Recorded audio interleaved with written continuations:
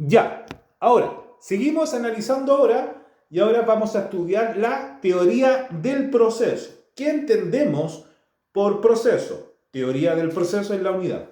Y acá vamos a partir en orden. Primero que todo, letra A. ¿Qué entendemos por proceso? Como concepto de proceso podemos señalar que es un conjunto de actos jurídicos procesales que se verifican en forma consecuencial ante el órgano jurisdiccional para que mediante una decisión de autoridad resuelva el conflicto sometido a su decisión. Repito, el proceso es un conjunto de actos jurídicos procesales que se verifican en forma consecuencial ante el órgano jurisdiccional para que mediante una decisión de autoridad se resuelva el conflicto sometido a su decisión. ¿Y cuál es la finalidad? O el telos del proceso es el restablecimiento de la paz social. O sea, en el fondo es dar a cada uno lo que es suyo. ¿Ya? ¿Cuál es la naturaleza jurídica del proceso? Y la naturaleza jurídica del proceso es el camino que debe recorrer el proceso. O sea, es el camino que debe recorrer una contienda para su resolución conforme a derecho. O sea, para que este conflicto sea sometido a decisión de autoridad y mediante una decisión se resuelva el proceso. Heterocomposición.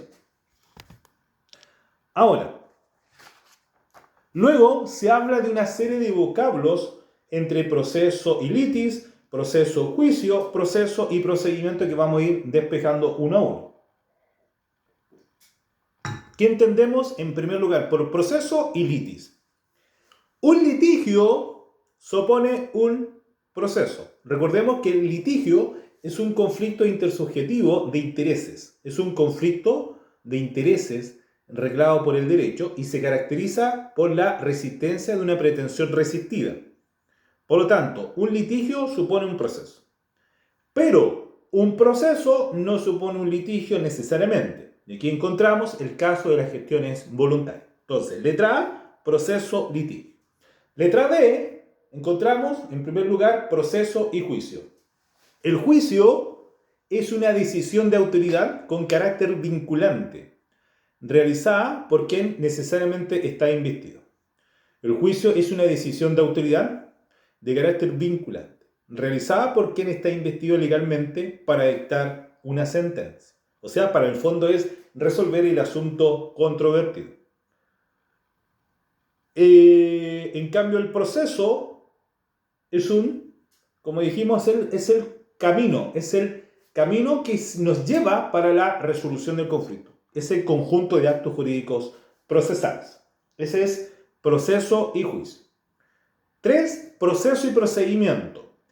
El procedimiento, habíamos dicho que es el conjunto de formalidades externas que están determinadas para el desarrollo progresivo y sucesivo de los actos que le dan forma al proceso. El procedimiento es el conjunto de formalidades externas que están determinadas y desarrolladas para el desarrollo progresivo y sucesivo de los actos que forman el proceso. Por ejemplo, si hablamos de un procedimiento ordinario, los actos jurídicos procesales serían la demanda, 254, la contestación de la demanda, 309, la réplica y la dúplica, 306 me parece, los escritos en que se ventila un incidente, artículo 82, la reposición, artículo 180 parece, ¿ya? Y el proceso es el conjunto de actos jurídicos procesales que se verifican en forma progresiva. En cambio, el procedimiento es el conjunto de formalidades externas que están determinadas por el desarrollo progresivo de los actos que forman el proceso. Ahora, vamos a hacer un paralelo entre lo que es el proceso y el procedimiento. Vamos a partir por el concepto. El proceso, concepto, es el conjunto de actos jurídicos procesales que están encaminadas hacia un fin. ¿Y cuál es? De cumplir la función jurisdiccional. O sea, obtener del tribunal una sentencia declarativa. O sea, que se me declare que la Nedielka Figueroa me declare que me debe 5 millones de pesos. Ese es el proceso. El procedimiento, por su parte, es el conjunto de ritualidades y formalidades con los que se materializa cada uno de esos actos. El procedimiento es un conjunto de formalidades y ritualidades con lo que se materializa cada uno de esos actos. La demanda debe entablarse antes que prescriba la acción.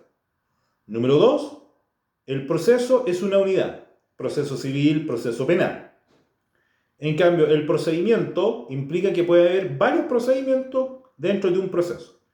Por ejemplo, en el proceso civil encontramos el procedimiento ordinario, el procedimiento ejecutivo, el procedimiento sumario. Tercer punto, un proceso supone un procedimiento, en tanto que el procedimiento no supone de un proceso. Y aquí encontramos, por ejemplo, la tasación de costa, por ejemplo. ¿Ya? No necesariamente supone un proceso. Y por último, proceso y expediente. El proceso es una idea, es una abstracción, en tanto que el expediente es la materialidad, el conjunto de legajos donde constan los actos del proceso. Ahora, sigamos ahondando un poquito más respecto del proceso. El objeto del proceso es obtener del órgano jurisdiccional el cumplimiento de su función, según sea el caso de que se trate, el cual puede ser la solución de un conflicto de relevancia jurídica. Entonces, el objeto del proceso es establecer por parte del tribunal el cumplimiento de su función, cuál es de resolver el conflicto de relevancia jurídica.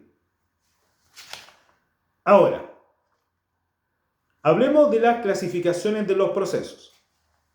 Y acá hay distintas clasificaciones del proceso, pero más que hablar de proceso, tenemos que hablar de clasificaciones de los procedimientos. Y dentro del proceso civil encontramos procesos de cognición, y dentro de los procedimientos de cognición encontramos, letra A, los ordinarios, y dentro de los ordinarios encontramos, número 1, de mera certeza, número 2, constitutivos, y número 3, de condena. También dentro del procedimiento ordinario, como número 2, encontramos los procedimientos especiales, número 3, los procedimientos sumarios, y 4, los procedimientos cautelares. Letra B, también encontramos los procedimientos de ejecución. Y entre los procedimientos de ejecución encontramos, número 1, procedimiento ordinario, 2, los especiales, 3, incidentales, 4, supletorios. Eso es en cuanto a los procedimientos civiles. Y los procedimientos penales encontramos, número 1, procedimiento de acción penal privada, número 2, de acción penal pública, y 3, de acción mixta. Y para ir terminando, los elementos del proceso. Cuando hablamos de elementos del proceso, tenemos que distinguir cuáles son los elementos del proceso. Y cuando hablamos de elementos del proceso, tenemos 3. Letra A, tenemos la contienda. Letra B, tenemos al juez. Y letra C, tenemos las partes. Cuando hablamos de la contienda, como primer elemento del proceso, es que las partes, por así decirlo, han visto lesionados sus derechos. Y estos intereses se presentan al conocimiento del tribunal para que éste lo resuelva. Eso es el primer elemento del proceso, la contienda. Luego tenemos el juez. Y la función del juez se desarrolla a partir de 3 técnicas. Letra A, técnica receptiva. Cuando hablamos de técnica receptiva, implica que el juez recibe las presentaciones de las partes. 2, técnica inspectiva. El juez, una vez que recibe las presentaciones, va y verifica y dictamina. Por ejemplo, inspección personal del tribunal. O puede decretar una medida para mejor resolver. Y valorativa, como número 3, conforme a su nombre lo indica, el juez le da valoración a la información que las partes le presentan. Le da una valoración. Y el tercer elemento del proceso es las partes. Y son, junto al juez, el elemento subjetivo del proceso y se estudian más adelante en las disposiciones comunes a todo procedimiento. ¿Ya? Eso es en cuanto a la teoría del proceso. Ahora vamos a estudiar los presupuestos procesales.